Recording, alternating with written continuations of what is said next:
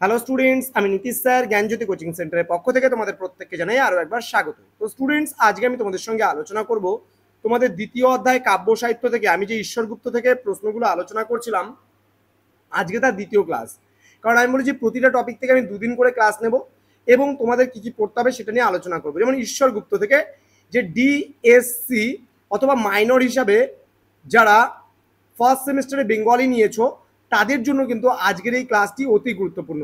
তোমরা কি কি পড়বে ঈশ্বরচন্দ্র গুপ্ত থেকে বড় প্রশ্ন সেই নিয়ে আজকে আলোচনা করবো। ক্লাসটি শুরু করার পূর্বে তোমাদেরকে বলবো, যারা এখনো চ্যানেলটিকে সাবস্ক্রাইব করনি তারা অবশ্যই চ্যানেলটিকে সাবস্ক্রাইব করে পাশে থাকা বেল আইকন অল প্রেস করে দাও, যাতে নেক্সট টাইম থেকে কোনো ভিডিও আপলোড করলে তার নোটিফিকেশন সবার আগে তোমার কাছে পৌঁছে যেতে পারে। এছাড়া অনলাইনে যদি আমাদের সঙ্গে যুক্ত হতে চাও তাহলে অবশ্যই যোগাযোগ করে আমাদের অফিসিয়াল নাম্বার 7076398606 নাম্বারে অথবা 6295916282 নাম্বারে। তোমাদের টোটাল কোর্স ফি রয়েছে তোমাদেরই সাধ্যের মধ্যে। যারা পাস কোর্সে রয়েছে তাদের জন্য আমাদের টোটাল কোর্স ফি রাখছি আমরা 499 রুপিস, এবং যারা অনার্সে রয়েছে তাদের জন্য কোর্স ফি আমাদের রয়েছে 999 রুপিস। তো দেরি কিসের, আজই যোগাযোগ করতে পারো আমাদের জ্ঞানজ্যোতি কোচিং সেন্টারে। চলো শুরু করছি আজকে বড় প্রশ্নগুলো কি কি পড়বে, 6 নম্বরের প্রশ্নগুলো সেখান থেকে। দেখো 6 নম্বরের প্রশ্নগুলোর মধ্যে প্রথম প্রশ্ন, ঈশ্বরগুপ্তের কবিতাগুলোকে কয়টি ভাগে ভাগ করা যায় ও কি কি তা আলোচনা করো। দেন প্রশ্নমান 12-র জন্য তোমরা কিন্তু একটা প্রশ্ন করলে হয়ে যাবে, কিন্তু এই প্রশ্নটা বিভিন্ন ওয়েতে কিন্তু প্রশ্নটা আসে।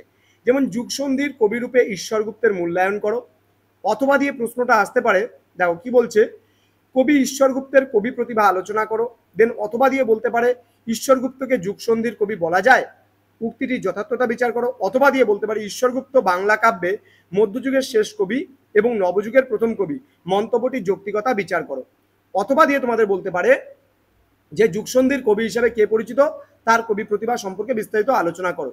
তো স্টুডেন্টস, আমাদের যে বইটা রেডি হচ্ছে মাইনর এবং তোমাদের হচ্ছে যে মাইনর এবং তোমাদের ডিএসসি যে বাংলা বইটা আমাদের নিহারিকা পাবলিশার্স থেকে যে প্রকাশিত হচ্ছে ডিএসসি বইটা, সেখানে আমরা বলবো আমাদের বইটার বিশেষত্ব কি বলতো। আমাদের বইটার বিশেষত্ব হচ্ছে যে বিভিন্ন প্রকাশনীর বই মার্কেটে অ্যাভেলেবেল আছে, কিন্তু সেখানে তোমরা যে জিনিসগুলো পাবে না সেটা হচ্ছে ধারাবাহিকভাবে প্রশ্ন উত্তরগুলো পাবে না। একবারে কাব্য সাহিত্য বলো বা নাট্য সাহিত্য বলো বা গদ্য সাহিত্য বলো, একবারে মিক্স পাবে। কিন্তু আমাদের বইটার বিশেষত্ব কি, আমাদের এই যে বাংলা বইটা প্রকাশিত হচ্ছে এটা ইন্ডিভিজুয়ালি তোমরা পাবে। কেমন ইন্ডিভিজুয়ালি পাবে? দেখো ঈশ্বরচন্দ্র গুপ্ত সম্পর্কে আলাদা আলোচনা হচ্ছে, সেখানে প্রথমত 2 নম্বরের পাচ্ছ, তারপরে তোমরা পাচ্ছ 3 নম্বরের পাচ্ছ, তারপরে 6 নম্বরের আলাদা পাচ্ছ, এবং তারপরে 12 নম্বরেরও আলাদা পাচ্ছ। মানে একটা পার্টে কি কি পড়তে হবে সেগুলো সম্পর্কে ডিটেলসে পাচ্ছ। এবং তার সাথে তোমরা পেয়ে যাচ্ছ ওয়ান লাইনার, যখন এখানে এক নজরে ঈশ্বরগুপ্ত থেকে কি কি প্রশ্ন তোমাদের দরকার পড়বে বা কি কি প্রশ্ন জানতে হবে। ঈশ্বরগুপ্ত যুগসন্ধির কবি নামে পরিচিত। ঈশ্বরচন্দ্র গুপ্ত একজন বাঙালি কবি এবং সাহিত্যিক এবং সাংবাদিক ছিলেন। ঈশ্বরগুপ্তের জন্ম 1812 সালে এবং মৃত্যু 1859 সালে। চেষ্টায় সুসিদ্ধ করে জীবনের আশা বাক্যটি রচনা করেন কে? ঈশ্বরগুপ্ত। তিনি ছিলেন সংবাদ প্রভাকর এবং সংবাদ প্রভাকর পত্রিকার সম্পাদক। 1831 খ্রিস্টাব্দে 28 জানুয়ারিতে পত্রিকাটি সাপ্তাহিক হিসেবে প্রথম আত্মপ্রকাশ করে। এই পত্রিকাটির নামের নিচে লেখা থাকতো প্রত্যাহিক পত্র, যেহেতু প্রতিদিন বেরোতো। তিনি গুপ্ত কবি নামেও পরিচিত। তার ছদ্মনাম ছিল ভ্রমণকারী বন্ধু। বাংলা কাব্যে মধ্যযুগের শেষ কবি এবং নবযুগের প্রথম কবি ছিলেন কিন্তু তিনি। ওকে, দেন বলছে খাঁটি বাঙালি কবি নামে তিনি পরিচিত ছিলেন। ব্রাহ্ম সমাজের প্রতি তার খুব শ্রদ্ধা ছিল এবং বঙ্কিমচন্দ্র চট্টোপাধ্যায় ঈশ্বরগুপ্তের জীবনী কিন্তু লিখেছিলেন। তো স্টুডেন্টস, এই জ্ঞানজ্যোতি কোচিং সেন্টার অফিসিয়াল ইউটিউব চ্যানেলে তোমাদের প্রত্যেককে আরও একবার স্বাগত জানাচ্ছি। যারা এখনো চ্যানেলটিকে সাবস্ক্রাইব করনি, সাবস্ক্রাইব করে পাশে থাকা বেল আইকন অল প্রেস করে রাখো।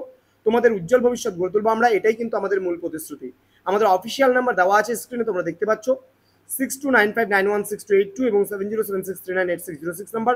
আমাদের অফিসিয়াল ওয়েবসাইট রয়েছে, তোমরা গুগলে যদি সার্চ করো www.জ্ঞানজ্যোতি.info লিখে আমাদের টিচারদের সম্পর্কে ডিটেলস পেয়ে যাবে। কোন কোন টিচার আমাদের সেন্টারে পড়াচ্ছেন তার বিস্তারিত বিবরণ দেওয়া আছে এখানে। এবং নীলস নিভা নামে আমাদের নিজস্ব ওয়েবসাইট রয়েছে, সেখানেও তোমরা দেখতে পারো। এবং নীলস নিভা নামে আমাদের মেইন ইউটিউব চ্যানেলেও তোমরা ভিজিট করতে পারো। দেখা হচ্ছে খুব তাড়াতাড়ি একটা নতুন ভিডিও নিয়ে।